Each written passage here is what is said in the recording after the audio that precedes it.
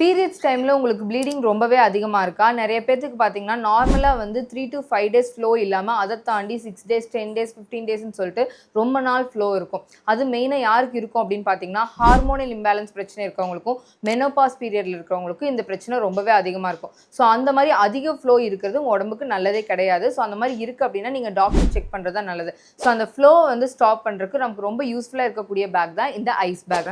இந்த ஐஸ் பேக்குள்ளே நீங்கள் ஃபுல்லாக ஐஸ் க்யூப்ஸை வந்து ஃபில் பண்ணிக்கணும். ஃபில் பண்ணிட்டு உங்களோட அடி வயிற்று பகுதியில் ஒரு 5 நிமிஷம் மசாஜ் கொடுக்கணும். ஜஸ்ட் தேய்ச்சி விட்டாலே போதும். அதுக்கப்புறமா உங்களோட inner thigh region right side left side தைஸில் வந்து ஒரு 5 minutes, right side 5 minutes, left side 5 minutes அந்த மாதிரி மசாஜ் கொடுக்கணும். டோட்டலாக வந்து 15 மினிட்ஸு. ஸோ உங்களுக்கு ரொம்ப ஓவர் ஃப்ளோ இருக்குது அப்படின்னா ஒரு 5 டேஸ் தாண்டதுக்கு அப்புறமே நீங்கள் உடனே அதை ஸ்டார்ட் பண்ணிக்கலாம்.